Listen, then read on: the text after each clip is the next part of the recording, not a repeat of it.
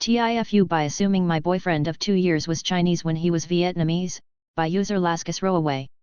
I think this needs to be clarified before going into how this came to be. No, our relationship didn't change and it's a funny moment. This tifu really came to be because neither of us put that much importance to our ethnic background. My boyfriend's last name is Ho Ho is used in both Vietnamese and Chinese. This is the beginning of the mistaken assumption I made. Me and him are Asian American, so we lost a lot of the nuances where the minor differences between Vietnamese and Chinese would show. When we would go to Vietnamese restaurants, he'd generally order in English. Sometimes he'd order in Vietnamese but just the number. My first fuck up was assuming that he was simply just copying off me and nailed the pronunciation. I'm Vietnamese. I've met his parents and been to his family house. His parents came when they were 10 and became super Americanized.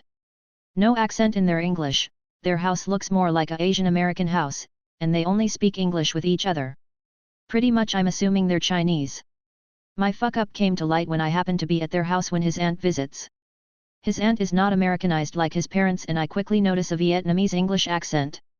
Then I was completely shocked when I saw my BF parents and BF fully conversing in Vietnamese with his aunt. I pretty much screamed, "You guys are Vietnamese." My boyfriend and his parents proceeded to laugh because they thought I had always known. Dr dated my boyfriend for 2 years. Assumed he was Chinese but find out he's Vietnamese. Tifu by asking my mom if my job would give me an anniversary bonus even if I'm not married, by user Crunchy Yarn. 20F, just got hired at a gas station that has really good benefits, treats their workers well, and is overall a really good company. Some of the things I was told by my manager is that I'll get a bonus on my birthday, around the holidays, and an anniversary bonus. I was pretty excited about all of that. However, I was curious about what kind of anniversary exactly. My boyfriend, 20M, and I have been together for almost 5 years now. We're not married yet, but we do have the anniversary of when we first started dating. I wondered if that was gonna be treated the same as if it were a wedding anniversary. I went home after work and was telling my mom all about the benefits, including the anniversary bonus thing. I asked her if my anniversary with my boyfriend counted, and she laughed and asked if I was serious. Yeah, I couldn't pass up an opportunity for a bonus. My mom then started laughing so hard she was crying, for at least 3 whole minutes. Turns out an anniversary bonus happens on the anniversary of when you get hired, not anything to do with your dating life. Whoops. Dr. I asked my mom if the anniversary bonus from my job would happen for me if I'm not married yet, but it's really just the anniversary of the day you got hired. Tifu by finishing all of math in grade school, by user Megs not Meggie.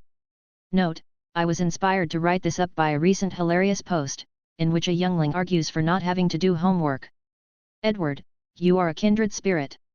Thank you for reminding me of this. This is a story my family loves to tell about me when I was a kid, so not today. When I was in, not sure which grade, math homework came in the form of a workbook which was a companion to the textbook. You know, the kind of big-ass comic book compendium-sized thing with problems and space to show your work and perforated pages you could rip out and hand in. That type of workbook. At the end of every class, the teacher would assign 1 or more sheets as homework, and you had to take this huge backpack-bursting thing home with you, match it up with the material in the textbook, and fill in the answers. The first week of class, I got so mad at being assigned homework that I started toting that workbook around everywhere. Lunchroom, gym class, bathroom, bus to and from anywhere I had 3 minutes of free time, I had a pencil and that workbook out. The only place I didn't take it was home. Because fuck that. My time was my time. It took me just a few weeks to do every damn problem in that workbook. I literally finished math. I had to read the textbook from cover to cover to do it, and I actually did more homework than the other kids, because they only had to do the assigned problems whereas I had to do all of them because I had no way of knowing what would be assigned. But it was worth it to stick it to the man. I think my math teacher was a woman, but still. The day came. The last problem was solved and cross-checked. Work was shown in detail, so the morons grading the worksheets didn't have to stretch their tiny brain cells to understand how I figured out that Jose had 3 apples and Belinda's broke ass had none. Fuck Belinda, she's a bitch. In my mind, this was going to be my day. I was going to walk up to the front of the class during homework, hand in and drop that fucking workbook onto the teacher's desk from 4 feet up. It was going to make a resounding slam noise that would wake up students 3 classrooms away. No more homework. Ever. Hell, I might get to skip math altogether. If this worked, I could do the same for every subject and get the entire year off. I did the thing. I dropped the workbook, sadly it only made a small wham. I told the teacher I was done with all the math, workbook and textbook. And then I sat down, to noticeably less applause than I had expected. But it was still okay, because I was done with math forever. Or so I thought. Those fuckers. You know what they did? They sent me to the next grade for math. Which had twice as much homework, god damn it. And not only that, I had to endure the stares of all my fellow students, now you pay attention, assholes, as I got up from class to go attend skip a grade math for an hour every day. I was Mags the math nerd for the rest of elementary school. I could have just turned in each finished sheet in the mornings and spend my evenings relaxing, but no. I had to feed my inner drama queen. Dr. Got mad at having homework for math. Did all the possible homework. Turned it in thinking I would get the rest of the year off, from math, but instead just got booted up to the next grade's math, which was harder and had more homework. I did go on to love math as a subject and even took extra math classes in college. But I still feel a sense of betrayal about the whole thing. Tifu by coming out of the closet, literally, by user Egel Fulgend. Inspired by this post earlier today. A little background, I'm a lesbian, and was very nervous to come out to my mom and sister. They aren't my biological family, but I chose them after they took me in as a teenager. Why isn't so important, suffice to say that almost a year later, when I was 17, I still had some odd behavior because of my past. One of those things was that I liked closets, under the bed, and other small hiding places. When I was stressed, worried about what family would think or do, or wanted to eat food while stressing out, I would go hide. Naturally, worrying about being accepted is stressful, especially because I was worried about where I was going to go if I wasn't accepted here. What if they thought I liked my sister, and sent me away? I didn't. Would you sleep with a sibling? Yuck. Anyway, the day I decided to tell came, and I pretty much hid in my favorite spot, a large closet, all evening while I figured out what to do. It was basically a tiny room, with a light, some cushions, and a bookshelf in with the clothes. I'm not getting out of there despite my sister telling me it was okay, maybe she could help me figure out the stressful thing. Mom gets home eventually, hears that I'm refusing to come out and tries talking to me through the door. I eventually manage to say that I have to tell them something. Okay, but will you come out of the closet? I can't. I'm worried people will hate me. Girls. I just hear near hysterical laughter on the other side of the door. Like, so hard you cry. In between laughing fits, the mom tells me she's sorry for laughing, but this is super ironic. You're in 2 closets, she wheezes. I finally realize she's picking up what I put down, and see the funny side of all of this too. I ask if she's mad, she says no, just don't with your sister. I know you're not related but that would be a mess. I tell her that's out of the question. All good.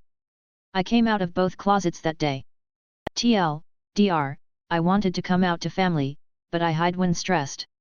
Hid in literal closet while struggling to come out of metaphorical closet.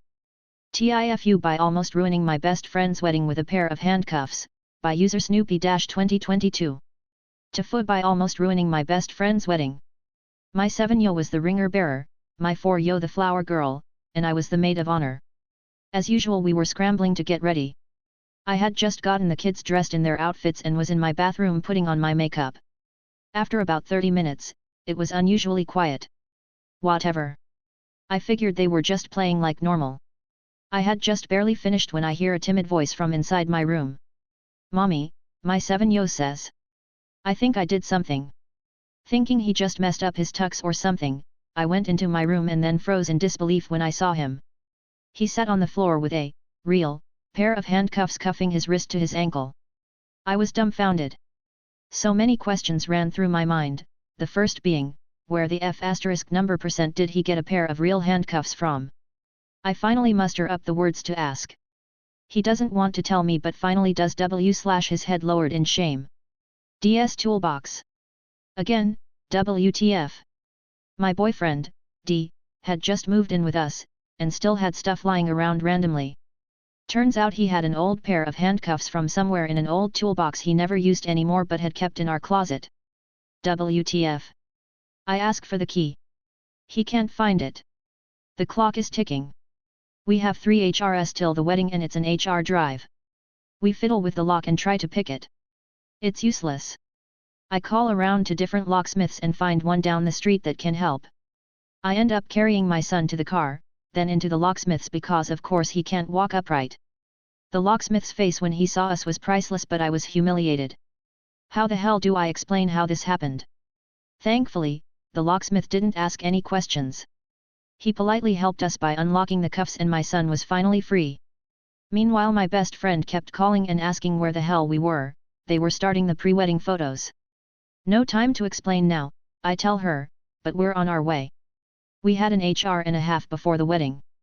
I drive like crazy to get there. We made it 15 minutes before the start of the wedding. My best friend was ready to kill me. We missed the photos but at least we made the ceremony. DRTIFU by almost ruining my best friend's wedding when my 7-year-old, the ring bearer, handcuffed his ankle to his wrist and we had to go to a locksmith to get him out because we didn't have the key. Yes, real handcuffs and no, they weren't used for anything kinky. LOL.